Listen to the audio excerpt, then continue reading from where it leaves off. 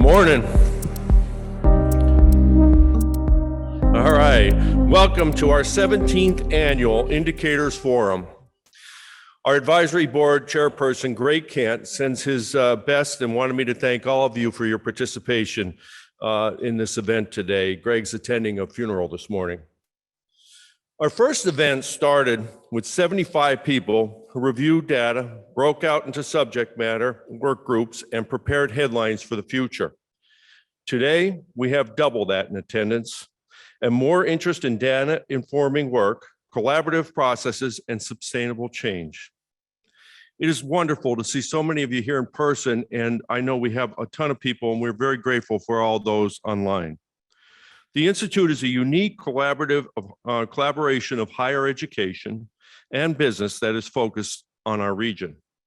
It was Bill Sardoni Sr. and a past president of Wilkes University, Tim Gilmore, who had the vision to create an organization that would serve Luzerne, Lackawanna, and our surrounding counties. Since the formation of the Institute in 2004, so much has been accomplished. For example, 300 students have completed internships. The task force network that started in 2006 has since completed 80 subject matter research studies. The polling center was established in 2015, and 15 polls have been conducted. The economy tracker that all of you see in your emails on a regular basis started in 2010, and the policy tracker in 2020. Some of our other community-based research included regional policing in 2011, redlining in 2021, and about 10 others in between. A housing impact study was commissioned by the Appalachian Regional Commission and was the catalyst that created Pennsylvania's land banking legislation. The Institute's 2016 study on opioids led to Pennsylvania's legislation that keeps opioids out of the hands of patients' estates.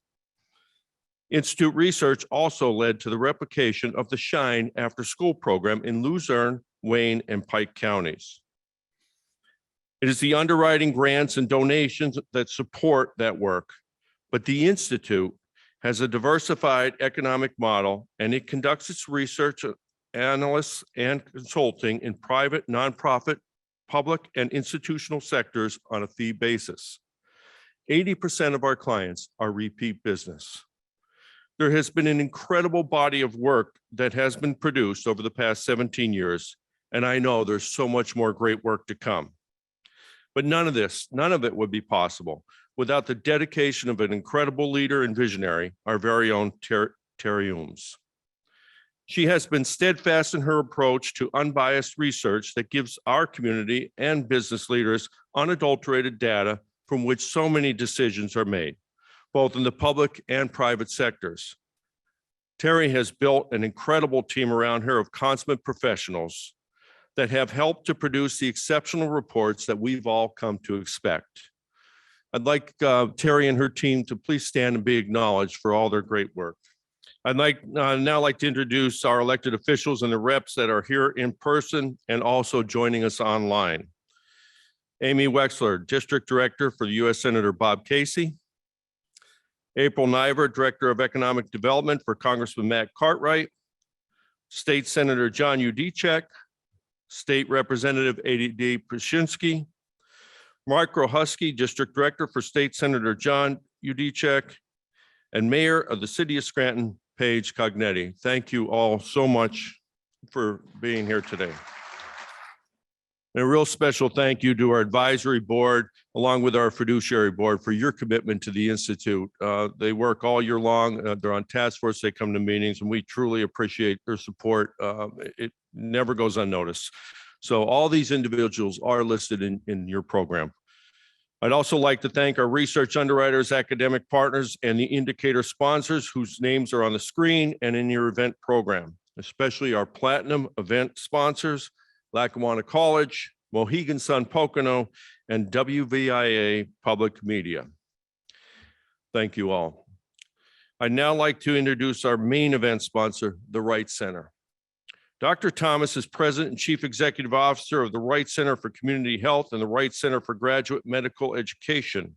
The Wright Center is the main event sponsor for Indicators 2022, is an Institute academic partner and a client. Dr. Thomas is out of town today watching her daughter accept an academic award. So she sent a short video to convey her remarks. Thank you. Good morning, everybody. I'm Dr. Linda Thomas Hemack, President and CEO of the Wright Centers for Community Health and Graduate Medical Education. Please accept my sincere apology for not being with you today and able to attend the Institute's Indicators Forum in person this year. The importance of the annual Indicators Forum and all of the crucial work being done by the Institute to benefit the health and welfare of our regional community cannot be overstated as we work together to turn information into insight, to inspire and organize our efforts to benefit the citizens of Northeast Pennsylvania. Today is a day to celebrate our successes and acknowledge our progress we made as a region, in no small part because of the Institute's fine efforts. Thank you especially to Terry Ohms for gathering us all as inclusive stakeholders vested in the health and welfare of our regional community, so that we can reflect on and bring the current status and opportunities of our regional home and workplaces into perspective as we gain a better understanding of our enormous strengths, but also our shortcomings as a region. The Institute's passionate and tireless work is greatly appreciated by those of us who value an outcomes lens when celebrating successes and also evaluating public service deficiencies to design responsive solutions, having great faith we can improve what we can measure by organizing intentional, mutually reinforcing action strategies around clarified, shared metrics of our success. Without reliable data we trust, we fly blind, often in fragmented silos, and we fail to make big improvements that can solve complex, shared debacles facing and challenging our community. With data illuminating the North Star of our shared prosperity, we can do wonders together and actualize the awesome possibilities that are everywhere around us. For example, take our collaborative regional Healthy Moms program, which we launched in 2018 under the able leadership of Barbara Durkin at Lackawanna County Department of Drug and Alcohol Programming. Numerous partnering organizations gathered in this effort in direct response to the widely publicized reality statistics of the opioid epidemic. This innovative multi-county, multi-organization program is successfully helping pregnant women and new mothers overcome opioid and often polysubstance addiction to embrace a life in recovery, and it's clearly reducing the incidence and severity of neonatal abstinence syndrome in their babies. The program is a welcome bridge to our public health efforts to eliminate hepatitis C and HIV in our regional community. It's a program delivering positive impact for 2 generations of patients, their families, and our larger community right here in northeastern Pennsylvania. The Institute is helping us tell the inspirational Healthy Moms program story through its multidimensional outcomes evaluation work for the real-world data that details its positive impact on patients and families and our community as we collectively continue to struggle and battle the opioid crisis. I am proud to say that 326 mothers and 173 babies have participated to date in the program over an 8-county region, with 137 mothers remaining meaningfully engaged. 20% of those engaged moms are from our rural communities. We appreciate the Institute's contributions to provide validation of our Healthy Moms program as a prime example of value-based investment of limited resources to make a real difference in a very complex societal issue. Patient testimonials and measured outcomes tell the real story. Most recently, Maria Cocharnal, Our Director of Addiction Services and our Healthy Moms program reported a noticeable decrease in the incidence of neonatal abstinence syndrome among babies born to mothers engaged. Breastfeeding rates amongst those mothers who delivered at Moses Taylor Hospital in Lackawanna County is also on the rise. Such trends and positive correlations inspire great hope to continue and iteratively enhance and further inspire our collective impactful work. Thanks to the Institute's good work, policymakers and community leaders can similarly appreciate the impact that their work has had through their investments in particular projects, or it can pinpoint where adjustments or additional resource investments should be made. Each organization here today should celebrate how your efforts and economic impact has influenced the community. Whether it be through job creation, wage taxes, workforce retention, job development, or community revitalization, we all collectively play a large role in fueling our regional economy. We are grateful for the Institute's annual economic impact completed for the Wright Centers, and we recommend that you consider the Institute's services to quantify, spotlight, share, and celebrate your impact. The Wright Centers for Community Health and Graduate Medical Education proudly invest in the Indicators Forum because of our admiration for the Institute's inspiring leadership by Terry, Andrew, and their team on addressing our regional economic, workforce, and social issues, and for its ongoing advocacy for universally beneficial, lasting, life-enhancing improvements across our region.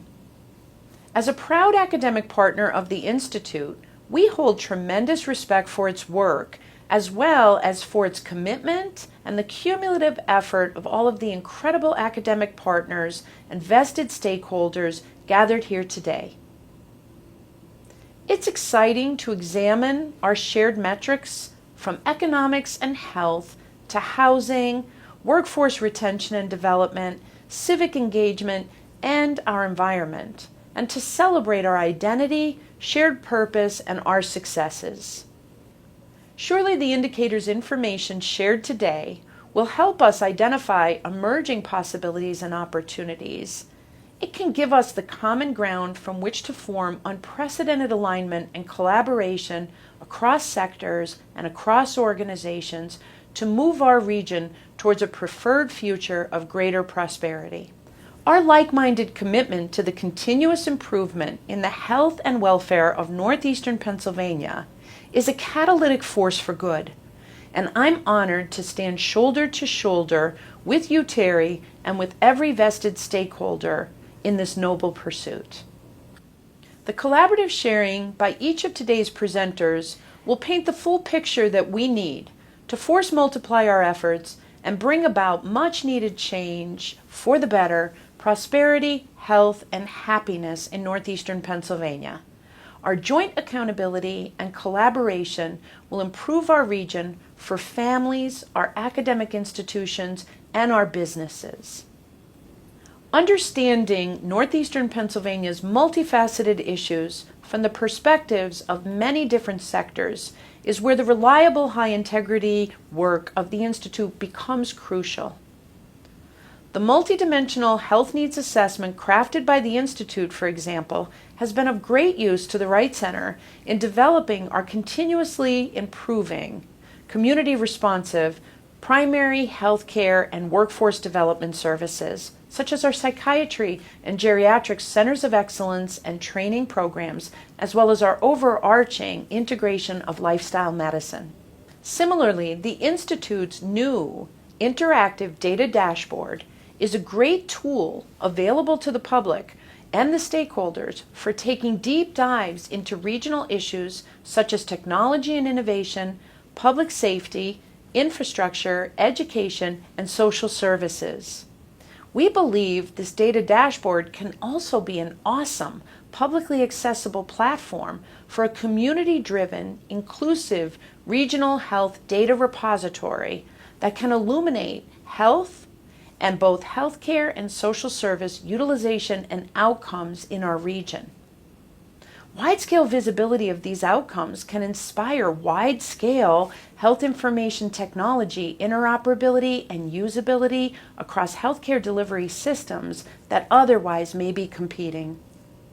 Our society and our collective psyche have taken some big hits recently between the shock of the global COVID-19 pandemic, a relentless opioid crisis, the far-ranging reverberations of a rapid economic inflation, and now an absolutely tragic European conflict. To best serve our region and its people in the months and years ahead, our focused attention and collective action on our health and economic indicators will be crucial.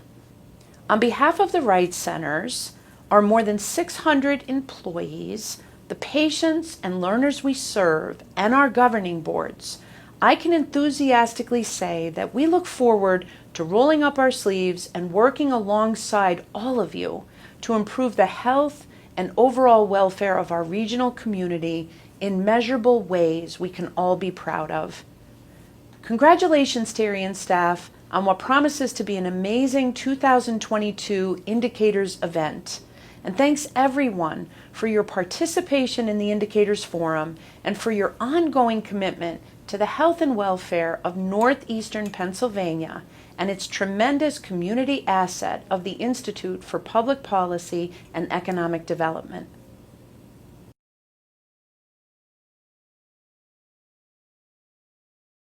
Good morning. So for the people on Zoom that heard that, they get to hear it again. I just wanted to say thank you to the people here in the room and the 75 people who are joining us via Zoom this morning from all over Northeastern and Central Pennsylvania.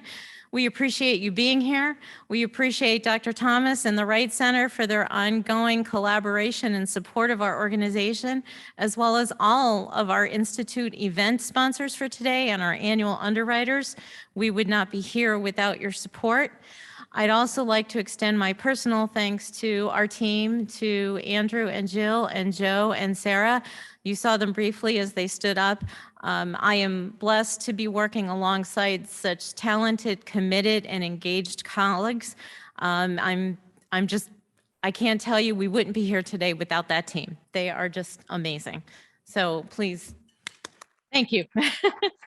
So you've heard me complain about data issues for a long time. Data we get is sometimes 18 to 24 months old. We have to supplement context with our own work in the field to get information. Pennsylvania itself as a commonwealth is not as transparent with data as we've experienced in other states. And COVID has now put a major dent into data. So some of the indicators were not updated this year. So you're going to see some data that's more current, that's derived from the census and little data from the 21 American Community Survey. Some of the state data has been challenged, but a lot of the context has been our experience in the field. Despite COVID, we were able to transition and do a number of research projects for a number of community organizations, private businesses, and local governments, and get information from individuals, from families, from businesses, and from governments and social service organizations to help set some context for today's research. This year, we're highlighting 4 major themes that emerged from the data. We'll be showing you the data highlights that we have from the indicators report and also short video presentations on our task force research that support each theme. These represent key areas of concern or overarching trends that will impact all of us in Northeastern Pennsylvania, spanning business, education, healthcare, nonprofits, government, and more. The themes, the last one is extremely critical. The word region is used. And those of you, and I see a few of those faces in the room that have actually been coming to Indicators since we started in 2006, I use the word region a lot. This is an economically interdependent region, and we need to work together to collaborate across geographic and political boundaries to enhance successes, to mitigate challenges, and to better harness opportunities that exist. The data that you're going to see is a little bit different this time. While some of the data, we talked about challenges that existed pre-COVID, it's been exacerbated with COVID. Challenges we face now are still there, but the difference is every other region and state in the country is experiencing the same thing. So for the first time ever, we are competing with other regions and states for many different things, for business opportunities, for workforce. And workforce is a huge theme in sustaining our economy. We're seeing a wider wealth gap that's also causing challenges in our economy. And it costs money to fix it, but it costs even more money to ignore it. So we're going to be talking a lot about equity today as well. We've had some missed opportunities to do some great regional things like in transportation, but we're hoping that we can overcome some of those challenges in the near future and continue to work with partners. And Andrew will be making a very special announcement about a step that the Institute is willing to take to commit to going forward with that. So I mentioned some of our other research. I would encourage you to go to our website and visit our COVID page. We started Institute Insights in COVID back in April 2020 in order to find out what was happening in various sectors of our community as a result of the pandemic. And so the majority of the research that's on there includes primary data from surveys, interviews, and small focus groups from stakeholders all over northeastern Pennsylvania. We repeated some of the studies so we could look at trends and changes over time so we can really take a deep dive in what was happening in northeastern Pennsylvania. Some of that you'll learn about today in our presentation, but I encourage you all to take a look at that page on our website. So Don Prominski, where are you? There you are. What does a baby computer call his father? You got it. Okay, question number 2. Who was the first person that downloaded data onto their tablet? Aha, okay, you guys are on the ball today, but for you naysayers, I still got it. So our first theme, growing and changing population. The 2020 census did show a moderate population growth in the region since 2010. However, anecdotal evidence and housing market indicators suggest that the pandemic has accelerated this growth, at least for a period of time. Housing prices and rental prices have grown substantially in the past 2 years.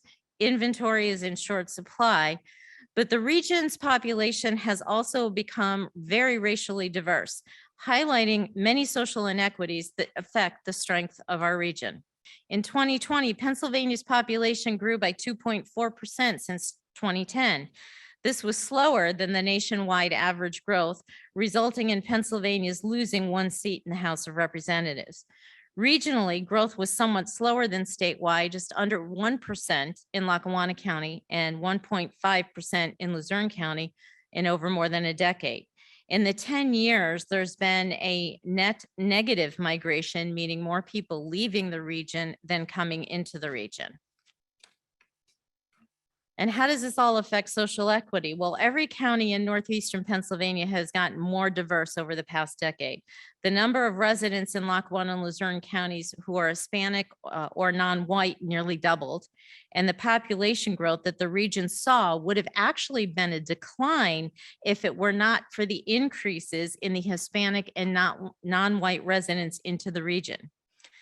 The diversifying region underscores the need for data on social equity.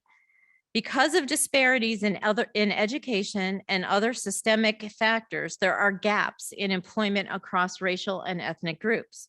For example, Black workers make up 3.5% of the workforce, but only 1.7% of management positions.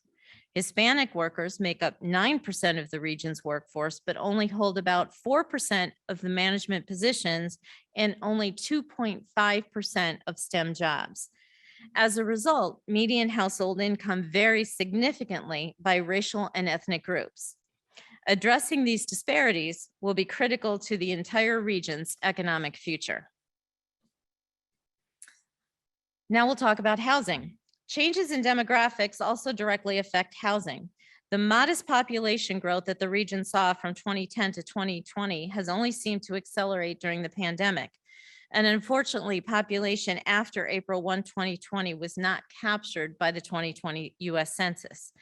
But the region's real estate market trends have shown continually increasing housing prices. The typical home value in the two counties is now just shy of $150,000, still lower than the statewide, but from 2019 to 2021, typical home values increased at a faster rate regionally, statewide, and nationally compared to the previous trend. This rapid acceleration in housing market activity is evidence of both migration into the region, faster rates of household formation, or more likely both. The housing cost increases also affected rental prices, which have skyrocketed. And we find that our most impoverished residents of northeastern Pennsylvania are primarily those renters. Next, you'll watch a short video that sums the findings of our Housing Task Force research.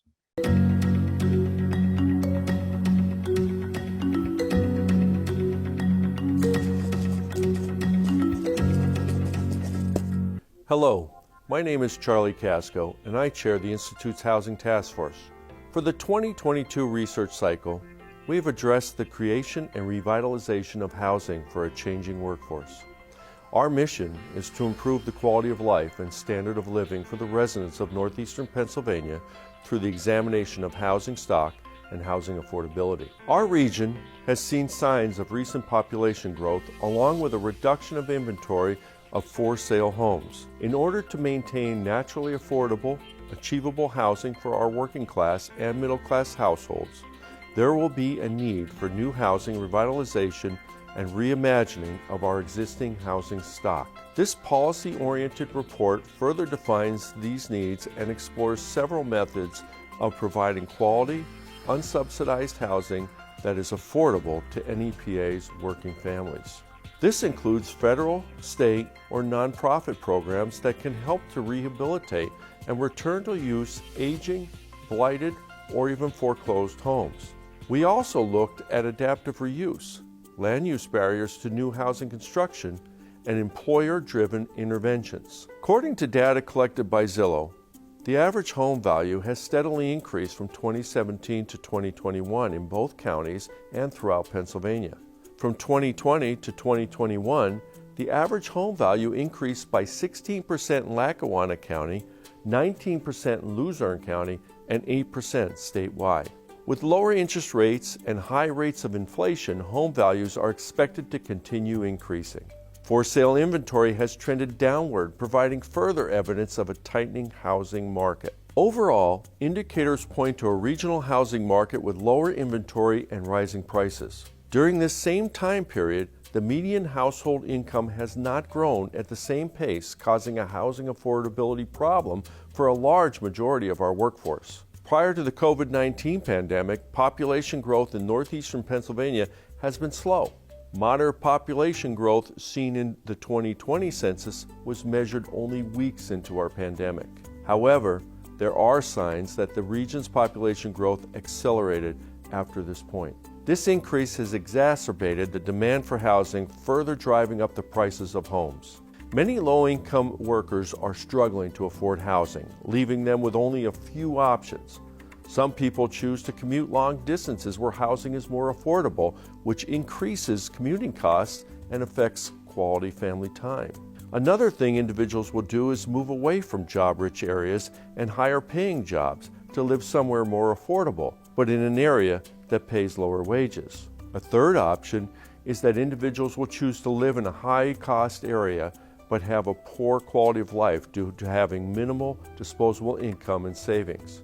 Consequently, communities will struggle to maintain employment and have a high recruiting and turnover cost. This is why older, recycled, and naturally affordable housing is very important for the workforce. Pennsylvania should not rely entirely on new construction, as older housing plays a key role.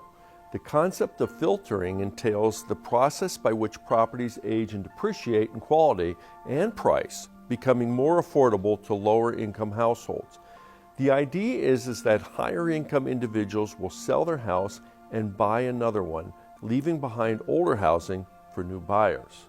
There was typically a large upward trend in filtering when there was relatively few new construction properties. Ultimately, we have experienced low new home starts coupled with low inventory of older homes for sale, which has dramatically increased the cost of housing in our region, and frankly, throughout the United States.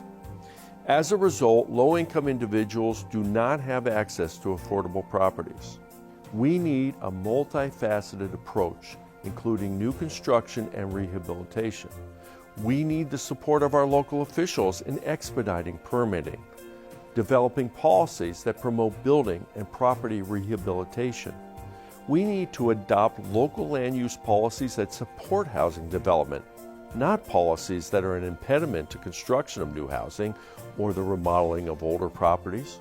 While zoning ordinances disallow multifamily housing, require excessive lot sizes, or place burdensome requirements on developers, the housing supply is constrained and prices will go up. Municipalities should embrace collaborative regional planning and evaluate zoning codes to ensure minimal barriers to construction of new housing of varied types. Land banks are another mechanism that can return blighted or vacant lots to productive use, providing more opportunities for new housing and ultimately returning properties to the tax rolls.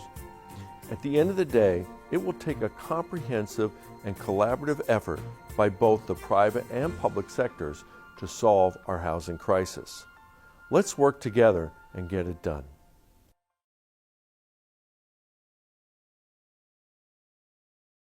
Thanks, Charlie. That was Charlie Casco, Chair of our Housing Task Force. And a shout out to WVIA Public Media. Thank you for producing such great task force videos for us. So our second theme for today is preparing the workforce for a growing economy. Over the past 2 years, we've seen rapid economic transitions. While many business sectors saw heavy losses in 2020 and the region's GDP fell in 2021 and beyond have been a time of more rapid recovery, but a tighter labor market. As businesses seek to rehire, many are finding it difficult to find a qualified workforce. For those of you that have been here before, you've heard us talk about this pre-COVID. The workforce demographic is shifting. The population is getting older, and as more people retire, there are actually less people behind them to fill in the ranks. This puts not just incredible upward pressure on wages, but it also means that businesses struggle to find employees. This is a national phenomenon, and where I mentioned where we're suddenly competing with regions and states across the country for a qualified workforce. And we have to equate workforce with economy. Without the workforce, our economy will stumble. COVID has made this situation much worse. Many retirees left the workforce earlier. Some decided to become entrepreneurs and open up their own businesses. And yet still others have decided that there's a career shift. And Andrew will be talking more about some of that workforce as we move on.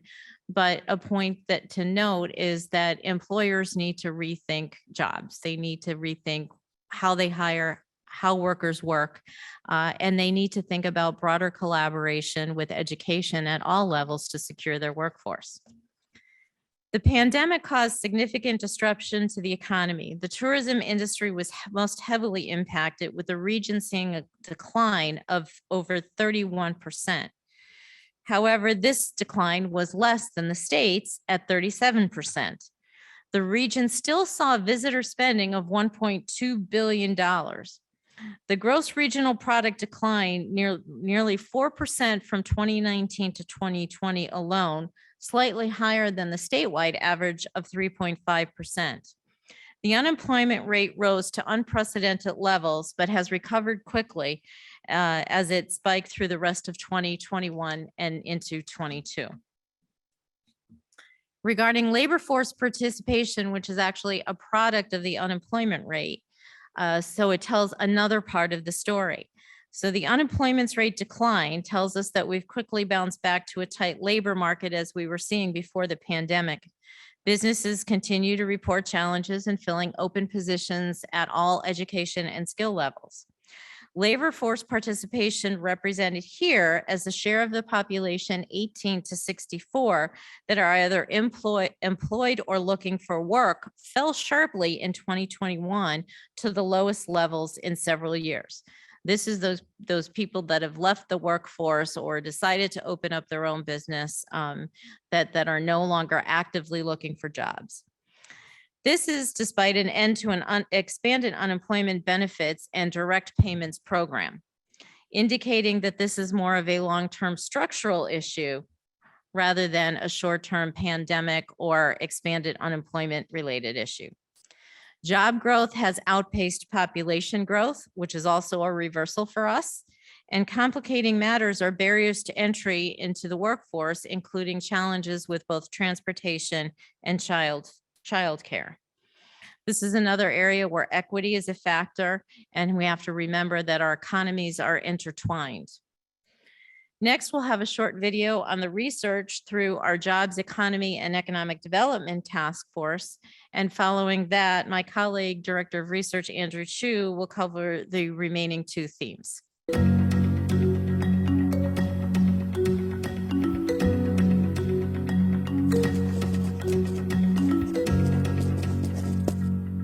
Hi, I'm Charlie Casco, Vice Chair of the Institute's Advisory Board and Chair of the Institute's Board of Directors. I'm standing in for Rob Luciani, Chair of the Jobs, Economy, and Economic Development Task Force. Our work this year shifts attention to a post-COVID world. More specifically, this research explores employment inequities as well as caregiving barriers amid the endemic phase. A career shock can be defined as a disruptive and extraordinary event that is at least to some degree caused by factors outside an individual's control and that triggers a deliberate thought process concerning one's career. The COVID-19 pandemic is a highly disruptive and extraordinary event. While low in frequency, its low controllability makes it more likely to initiate a deliberate thought process. The degree of intensity, duration, and balance experience varies according to an individual's circumstances. What we have found is the economic downturn caused by the current COVID-19 outbreak has substantial implications for gender equality both during the downturn and the subsequent recovery. Compared to more typical recessions, which affect men's employment more severely than women's employment, the employment drop related to social distancing measures significantly impact sectors with high female employment shares. In addition, closures of schools and daycare centers have massively increased childcare needs, which has a tremendous impact on working mothers. The effect of the crisis on working mothers are likely to be persistent. Beyond the immediate concern, opposing forces may ultimately promote gender equality in the labor market. First, businesses are rapidly adopting flexible work arrangements, which are likely to persist. Second, many fathers now have to take primary responsibility for childcare, which may erode social norms and currently lead to a lopsided distribution of the division of labor in housework and childcare. Social distancing and fear may also continue for older adults and their caregivers when many have returned to work. It is critical to examine which types of formal caregiving supports are needed and most effective during crises such as COVID-19, and which emerging caregivers supports should be retained after the crisis ends. Compounding this problem, members of the middle generations of multi-generational families often find themselves providing support to their older parents and their own children simultaneously. It has long been recognized that gross domestic product ignores the care economy, and heterodox economists have promoted alternative economic systems that could value care work and facilitate a fairer sharing of domestic labor while promoting environmental and economic sustainability. It cannot go unrecognized that there are implications of the COVID-19 pandemic and opportunities through policy for addressing the burden of unpaid care work. So here are some of our recommendations. Solutions start with understanding the needs of employees who are doing double duty as caregivers. Employees are often hesitant about discussing their caregiving roles out of fear managers might doubt their work commitment or pass them over for a promotion. Organizations could create a culture where employees feel comfortable and confident sharing their needs with HR and business leaders. This may be as simple as offering more flexible hours, which most companies began accommodating during COVID-19. Another solution would be offering peer support services both in the community and virtually through employer assistant programs or health plans. Employers could also recognize that the need for caregiving isn't going away after the pandemic. Already, 1 in 7 Americans belong to the sandwich generation. This is people caring for both aging parents and young children. This means compensation or benefit policies may be mismatched with workers' needs. Of course, leaders can also model healthy practices by sharing their own caregiving stories, which signals to employees that they understand the stress caregiving imposes and the need for workplaces to adjust to accommodate these responsibilities. This also helps reduce the stigma and creates a culture that positively impacts the mental health of all workers. Policies set at the state and national levels can be much more effective at providing the support necessary to allow caregivers to forego formal work during critical periods in order to focus on caregiving, especially when these policies are free from administrative burdens. Intergenerational relationships, family structure, and public health are inseparable, and the most effective public policy regimes and interventions will be those that recognize these interactions and design policies accordingly. Some potential interventions could include employer or state-funded provisions of child care or tax policies that encourage both spouses to work, family-friendly policies, including flexible programs and part-time programs to support workers experiencing increased child care burden during the pandemic and beyond. Rethinking performance reviews and promotions, as well as a senior and middle management buy-in to ensure the wide-scale adoption of changes.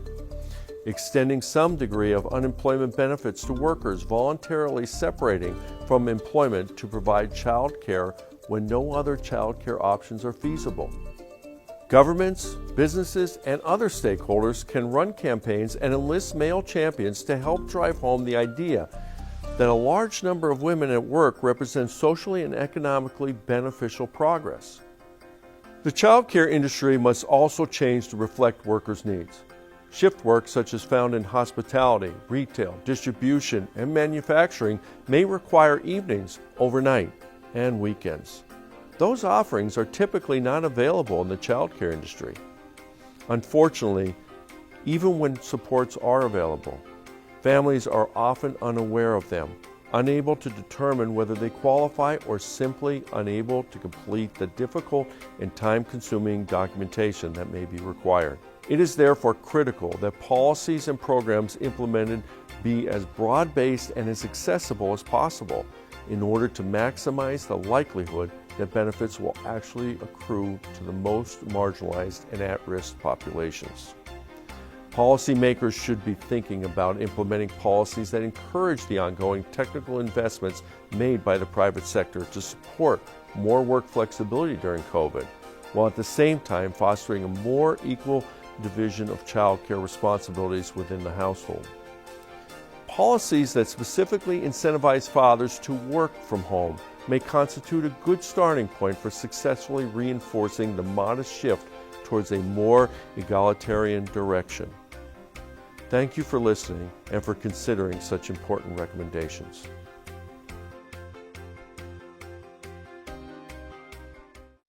Nearly half of Pennsylvanians lost work income. Many families in the region experienced hardships over the last 2 years, some for the first time. While employment has rebounded, as you saw, the Institute's past research on the living wage found that many households in the region, despite having work income, don't earn enough to achieve true economic security, even though they may earn too much to qualify for various kinds of public assistance programs or resources. Furthermore, educational and health inequities help to perpetuate generational poverty, and these things affect the overall strength of the region. Next slide, please.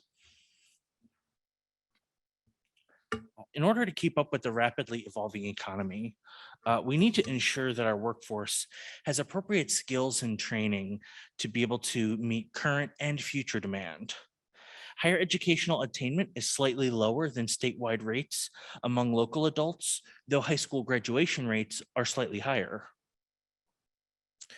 Further, the region has a strong community of higher education institutions who conferred over 2,500 degrees in the 7,500 degrees in the 2019 to 2020 academic year in a variety of fields of study. Education changed in many ways during the pandemic, though, as we're all aware. One way is that many parents have reevaluated their educational options for their families. There was a dramatic increase in charter school enrollment and a spike in the share of all students enrolled in non-public schools. If you've attended previous events in person, you may remember our research in action vignettes. So we present these to let some other organizations and partners in the community tell their stories about how data and research affects their organizations. So now we'll hear a little bit on that from Katie and Lisa, who will tell us about a major research initiative in its first year. Thank you. Good morning, everyone. I'm Katie Leonard. I'm President and CEO of Johnson College. Good morning, and I'm Lisa Dirk. I'm President and CEO of United Neighborhood Centers. We're representing a new collaborative funded by the McGowan Charitable Fund. RISE is a workforce development program that focuses on individual strengths, creating an opportunity to obtain technical skills while accessing additional supports. It was really designed to benefit individuals who are affected by systemic inequities. So in case you don't know, our motto at Johnson College is "We Work." So our role in RISE is to educate and to make those industry connections for the participants for which we are known. So we work very closely with employers. We hear directly from them what is in demand. So participants earn an industry credential that, as I said, is in demand by area employers. And they either earn an academic or technical certificate in a number of areas, including healthcare, diesel truck technology, building property maintenance, industrial technology, computer information technology, or welding. So there's a lot of options for them. And as I mentioned, all of these are in demand within our region. And on UNC's side, we're providing wraparound services, food and housing and transportation and childcare, among others. In addition to that, the participants work with a personal coach to identify executive skills, remove barrier, and ensure academic success, job placement, and overall quality of life. So I think one thing we're most proud of is that from the very beginning, this was founded and grounded in data, working with the Institute, Terry and her team. Before we even put pen to paper on the implementation, data drove how this was designed. It's driving how we make changes in the moment to the program. So we're able to use data and we've already made changes to improve the program for the participants and listening to employers in terms of what they need and making those changes. And we're going to be measuring this and the impact through the entire project, not just the impact on the participant, but also the employer, the region, and then looking at ways in which that this could be scaled and sustained. So it's very exciting. It's a very unique collaborative. And I know I speak for Lisa and myself to say that we're just so excited to be working with the Institute in McGowan to see the kind of impact this can have on the entire region. Thank you. Thank you. Thank you. So now we'll hear from our Education Task Force Chair, Lucienne Verling, on that task force's research this year.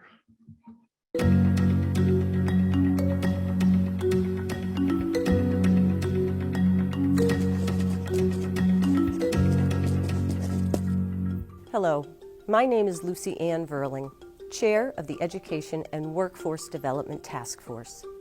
It is my pleasure to discuss the team's 2022 research surrounding the pandemic's effects on K-12 learning, as well as post-secondary workforce development. The goal of this study is to secure greater understanding of these issues through a national and local lens.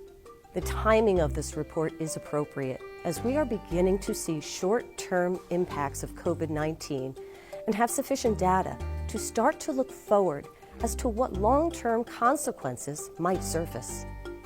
Educators, educational researchers, employers, and policymakers have been presented with perhaps the biggest challenge of their careers over the last 2 years.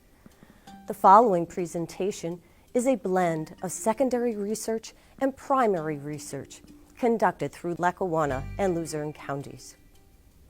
Findings include recommendations for educators, administrators, employers, and workforce stakeholders to disseminate and consider when creating and implementing educational policy decisions while acknowledging the consequent connection between workforce and education. COVID and the subsequent lockdown have brought a sense of fear and anxiety around the globe. This phenomenon has led to short-term as well as long-term academic, psychosocial, and mental health implications. When schools shifted from the traditional school setting to attendance via the internet, families came under new stressors. It is increasingly clear that families depended on schools for much more than math and reading.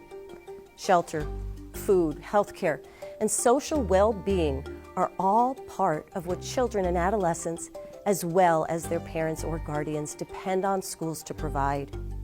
The 2021 school year has been like no other. By the end of that academic period, students were on average 5 months behind in math and 4 months behind in reading. High schoolers were more likely to drop out, and high school seniors, especially those from low-income families, were less likely to pursue post-secondary education. Findings consistently indicate that remote schooling was associated with fewer instructional opportunities and potentially poorer student outcomes compared with in-person schooling. These outcomes include less teacher-reported curriculum coverage, more teacher-reported student absenteeism, and lower principal-reported achievement in mathematics and English language arts.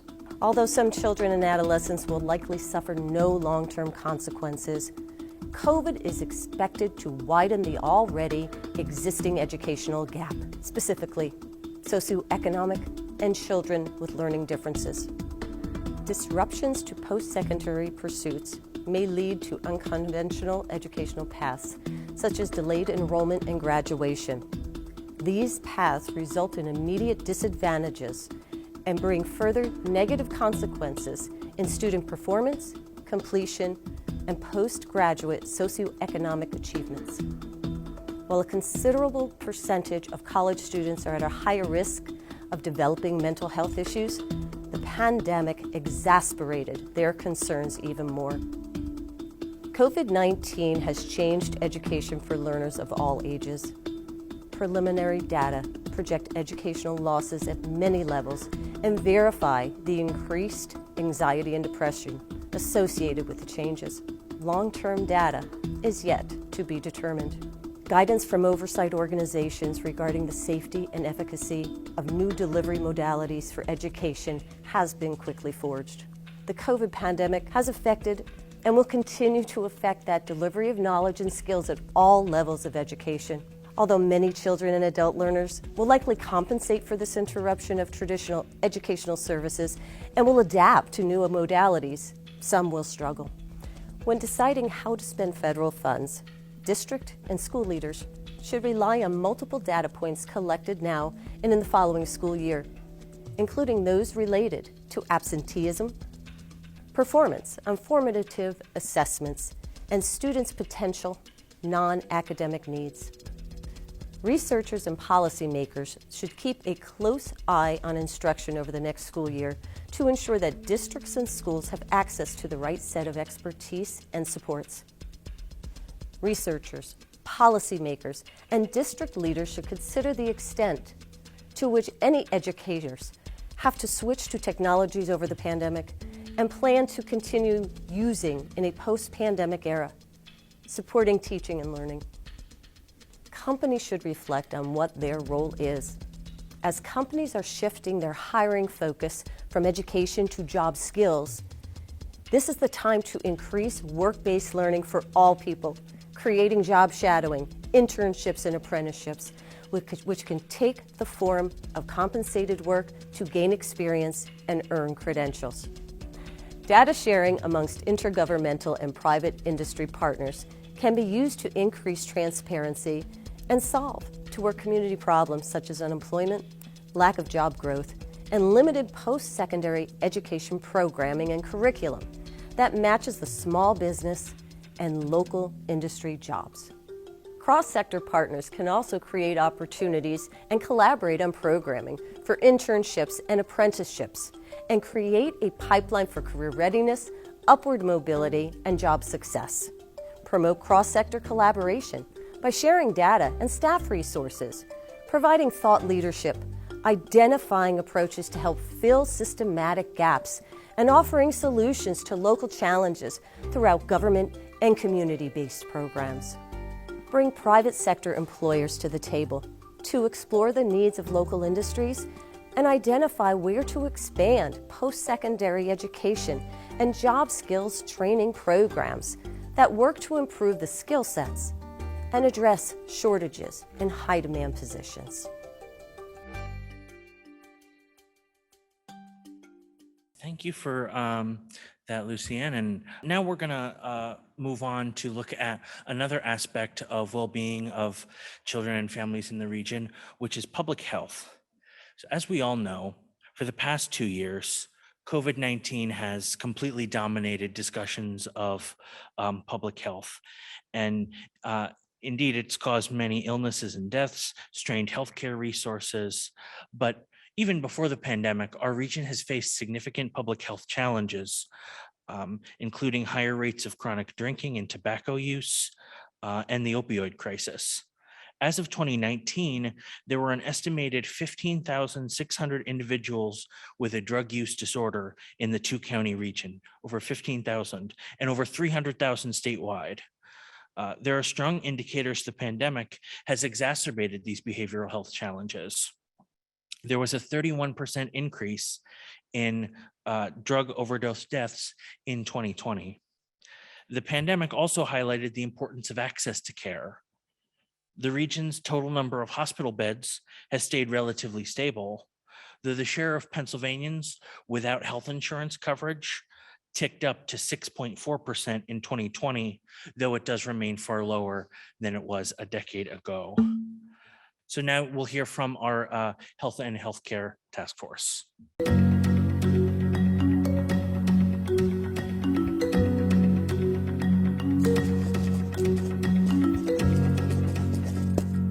Hello, I'm Charlie Casco, Acting Chair of the Institute's Health and Healthcare Task Force.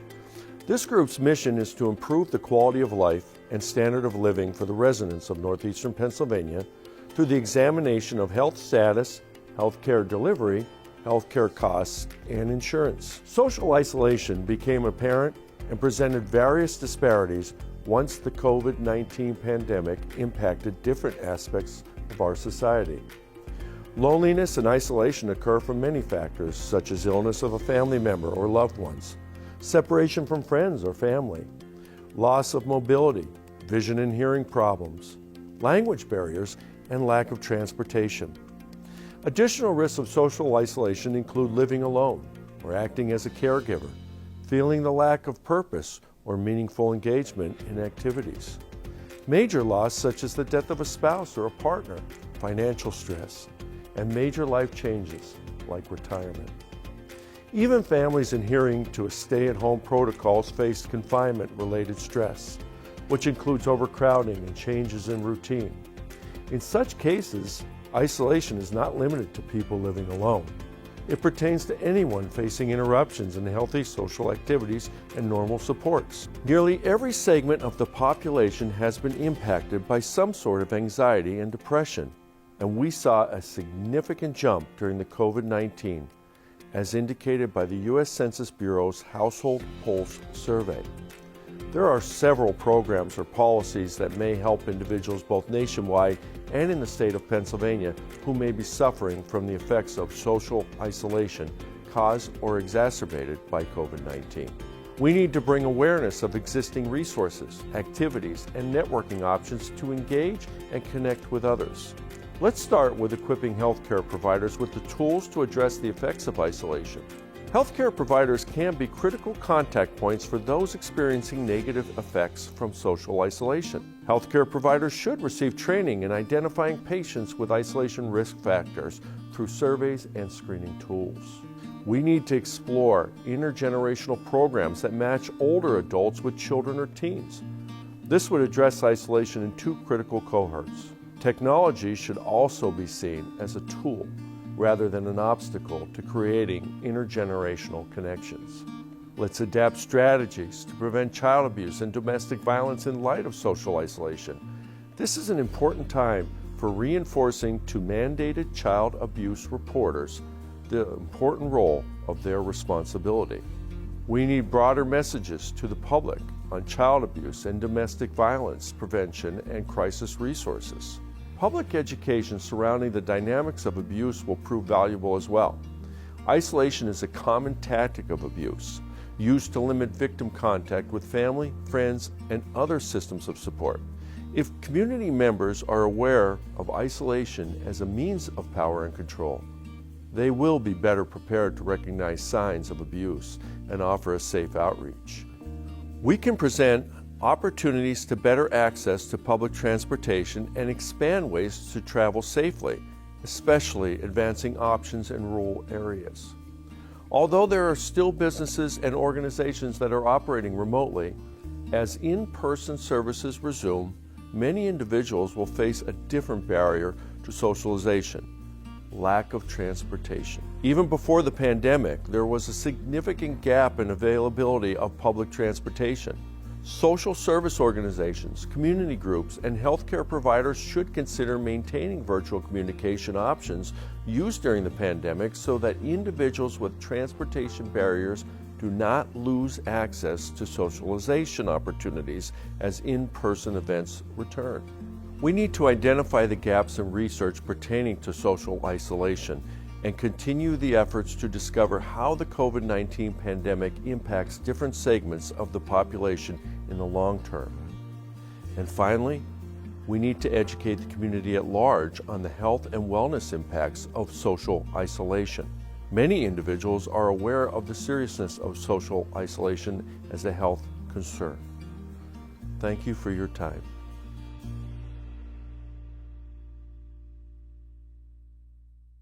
We'll look now to social service indicators. So as I mentioned, about half of Pennsylvanians reported losing income in 2020 due to lost jobs or reduced work hours or diminished business income. And one way that this is reflected is the rapid increase we've seen in the number of people eligible for medical assistance. Despite this, the poverty rate actually declined in 2020.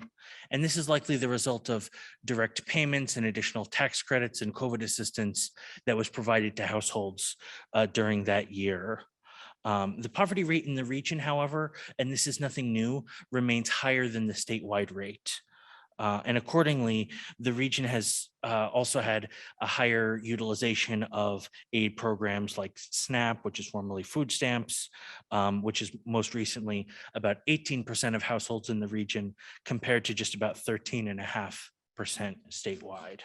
And moving on to our last of our four pillars for this morning, which is building a strong, resilient, and sustainable region. This is maybe one of the most foundational of the four areas that we're looking at.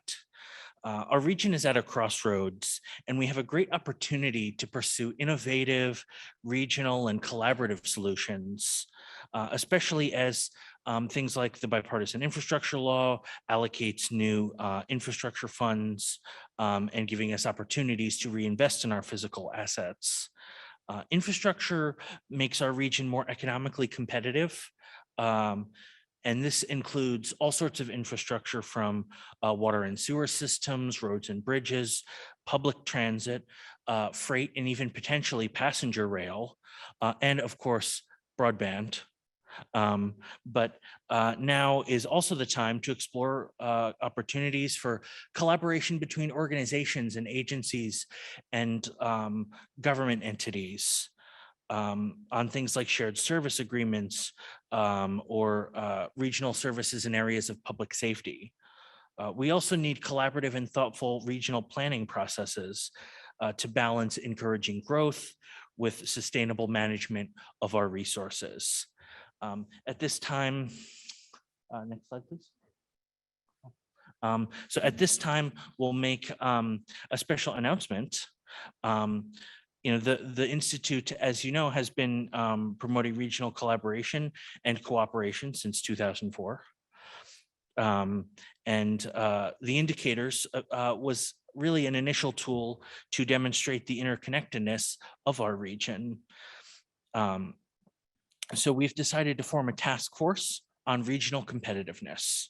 And we're happy to announce that Carla McCabe has agreed to take on the role of chair of that committee. Carla is president and CEO of WVIA Public Media. So we're happy for her leadership and insights there.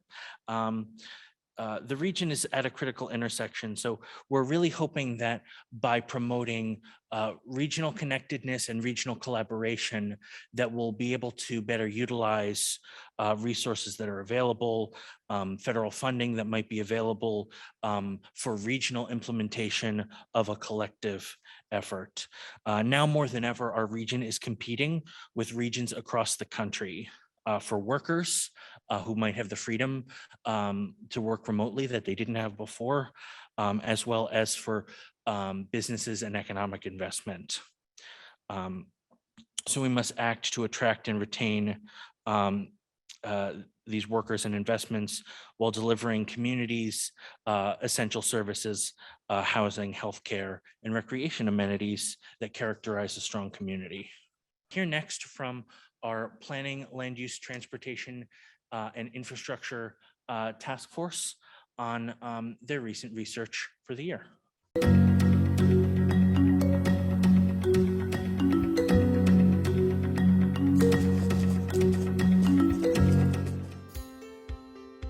Hello, I'm Marlene Troy with Wilkes University.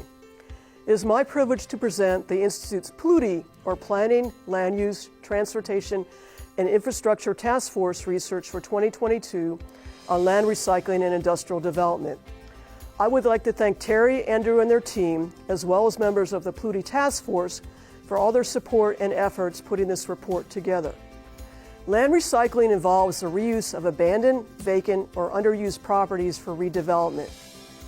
This study focuses on land recycling in an industrial context. Northeastern Pennsylvania has seen significant new investments in industrial developments, particularly in the logistics sector. While the region still has a supply of land available for industrial development in existing and planned business parks, continued growth of this sector is likely to increase the cost of prime industrial land. The COVID-19 pandemic does not appear to have caused a significant change in these trends.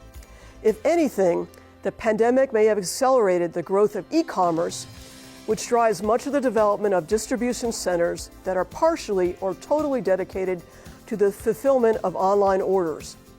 Demand is expected to be highest in markets well served by seaports, airports, freight rail, and interstate highways. Lackawanna and Luzerne counties are well served in several of these areas, especially due to their highly advantageous positions near Interstates 80 and 81. One particular type of land recycling is brownfields redevelopment. Brownfields, as defined by the United States Environmental Protection Agency, refers to a property where redevelopment may be complicated by the presence or potential presence of a hazardous substance, pollutant, or contaminant. Brownfields often include former industrial sites and abandoned mine lands. The nature and extent of remediation needed to make a brownfield site suitable for redevelopment can vary greatly. Another future area for redevelopment opportunities may lie in gray fields. These type of properties differ from brownfields in that they need less extensive remediation. Rather than former industrial or mining lands, gray fields have often had commercial uses. Particularly notable are aging suburban office buildings that have been outclassed by newer developments or underperforming malls, shopping centers, or big box stores affected negatively by market changes. The utilization of existing public service infrastructure also has sustainability benefits. Building near the urban core of the region reduces vehicles' mile traveled, thereby reducing greenhouse gas emissions, and mitigates the environmental and climate impacts of the construction of new infrastructure. Locally, opportunities will likely include sites in several broad categories: vacant industrial sites in existing industrial parks, abandoned mine lands, grayfield properties, and vacant industrial buildings near urban centers. Economic development officials, chambers of commerce, planners, and private developers should work together to identify sites for redevelopment and match them with outside funding for remediation where possible. Creating a region-wide database of redevelopment locations could help to bridge gaps between economic development entities and developers. Local governing bodies should also be involved in the identification of sites suitable for redevelopment, with financing and with attempting to reach mutually beneficial agreements with developers on issues such as back taxes and any new infrastructure that may be required to redevelop the site. In conclusion, our region is continuing to experience rapid industrial development, especially due to the growth of logistics and distribution sectors along interstate corridors. As existing and already planned business parks become fully built out, planners and economic development officials should work to guide development towards redevelopment opportunities rather than open space greenfield development. Land recycling is inherently sustainable as it involves the reuse of existing resources rather than the depletion of open space. By encouraging redevelopment instead of the use of greenfields, these land resources can be retained for the use of future generations, and natural resources like forests and wetlands can be conserved. These practices have economic, social, and environmental benefits and are consistent with the Lackawanna and Luzerne County Joint Comprehensive Plan, which states that future growth and development should be prioritized in primary growth areas due to their existing infrastructure and ability to accommodate new development. Thank you. All right, thank you. We're in the home stretch now, so we have one more section of indicators to look at, and that's the environment and infrastructure section. And this includes a lot of different areas, but one big one is transportation. Commuting in the region is dominated by driving. As you might be able to tell when you're sitting in traffic on I-81. There are a larger share of people than statewide who drive to work alone. However, in 2020, a larger share of workers worked from home. So the degree to which workers remain working at home versus returning to the office will have a huge impact on our transportation needs as a region. There was a decline in 2020, accordingly, of 17% in the regional vehicle miles traveled on our highways. Though it does appear that in 2021, there's been at least a partial rebound. The share of households with internet access at home has grown, now over 86% statewide, and especially with education, we've seen how essential that is. Finally, there's been some recent volatility in energy prices. In 2021, oil, propane, and electricity prices for home heating all grew substantially compared to 2020, while natural gas prices saw a more modest change. The current state of the energy market is also relevant to our Energy Task Force's research this year. And to conclude our task force presentations, you'll now hear from Don Brominski, the Energy Co-Chair, to discuss research on the Regional Greenhouse Gas Initiative. And I will preface this by saying this is a situation that's been rapidly evolving. You'll hear about the Regional Greenhouse Gas Initiative that Pennsylvania appears set to join and what some of the impacts on our region could be, but there's some ongoing litigation on that. So we're continuing to monitor that.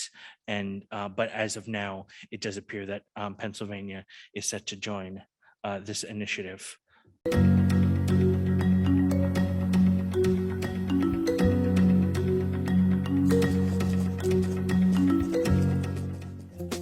Hi, I'm Don Brominski, co-chair of the Institute's Energy Task Force. This year's study is a primer on RGGI, the Regional Greenhouse Gas Initiative. RGGI is a cooperative effort of 11 northeastern states to curb emissions from electricity production.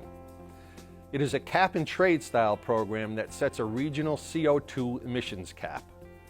For regulated fossil fuel power plants with a capacity of 25 megawatts or greater, CO2 allowances must be purchased through a quarterly auction process. As a result, the market sets the price for regulated power generators per ton of CO2 emitted. The Pennsylvania State Legislature is currently evaluating whether or not to participate in RGGI. Shifting energy production to non-fossil fuel energy sources such as nuclear and renewables has been emphasized by policymakers and business leaders alike in order to mitigate greenhouse gas emissions. Human activities are the primary drivers of increasing greenhouse gases in the atmosphere, and the largest human source of greenhouse gases in the United States is the use of fossil fuels for electricity, heat, and transportation. Reducing and managing greenhouse gas emissions is critical in addressing the threats posed by global climate change. There are significant challenges in estimating the impacts of RGGI on states that have participated so far, including the complexity of factors affecting greenhouse gas emissions and state-specific policies that may complement or counteract the aims of RGGI. Studies cited in a 2019 review by the Congressional Research Service found that RGGI as a whole, including the cap, sale of allowances, pricing structure, and reinvestment of auction proceeds, was the primary driver of observed CO2 emissions decreases in the participating states, and that associated air quality improvements led to public health benefits. Nonetheless, the effects of emissions from these states are very small on the scale of global greenhouse gas accumulations. One potential area of impact is a decline in economic activity in fossil fuel electricity generation, the industry most directly impacted by added costs due to RGGI. Data from Bureau of Labor Statistics on industry employment since 2015, shortly after RGGI's cap was adjusted down to current levels, shows mixed results. Virginia and New York both saw employment declines over 40%, while Massachusetts saw a significant growth in the sector. Others saw relatively small changes. Across the 7 RGGI states with complete data available, there was a 4% decline in jobs in the industry. At the time of this taping, the Pennsylvania Independent Fiscal Office released their impact report. The IFO analysis confirmed that the recent surge in the market clearing price for allowances in RGGI auctions are not accounted for in prior modeling done by the state, leaving ongoing questions on how the current market volatility may change RGGI's impact on Pennsylvania. Therefore, it is difficult to estimate potential climate gains, energy industry job loss, economic impact, and energy cost changes that might occur if it were implemented in Pennsylvania. Hours before this taping, we learned that Commonwealth Court blocked the official publication of the regulation that would require fossil fuel power plants to pay a price for every ton of carbon dioxide they emit, pending further order of the court. This is one part of the state's plan to fight climate change. Ultimately, there is evidence that RGGI may be helpful in reducing greenhouse gas emissions from electric power generation. However, there is less clarity on the full scope of the downstream economic effects and their potential impacts, positive and negative, in Pennsylvania.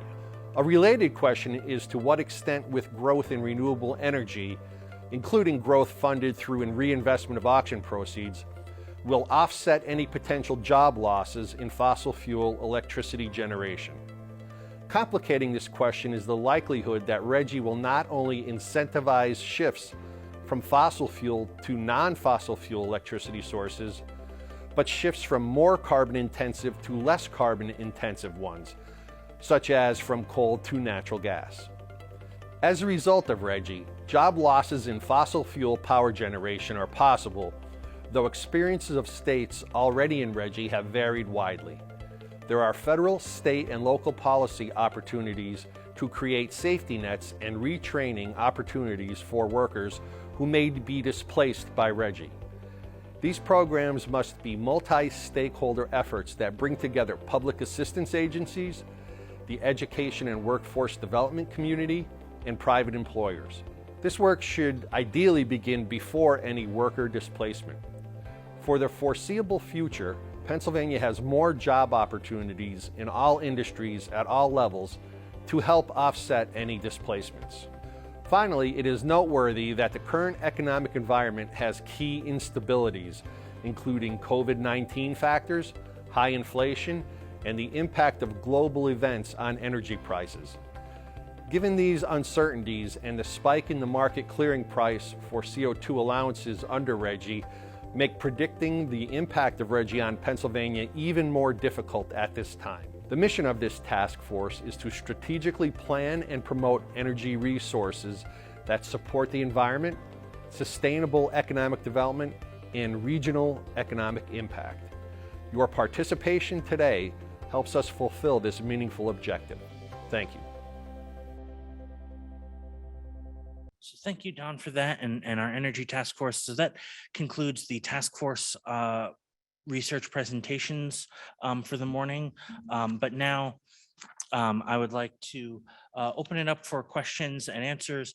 If you have any questions about any of the research that you saw this morning, any of the statistics, for folks in the room, we'll have a roving microphone going around. For folks in the Zoom, if you have any questions, type them in the chat and we'll have them read out loud.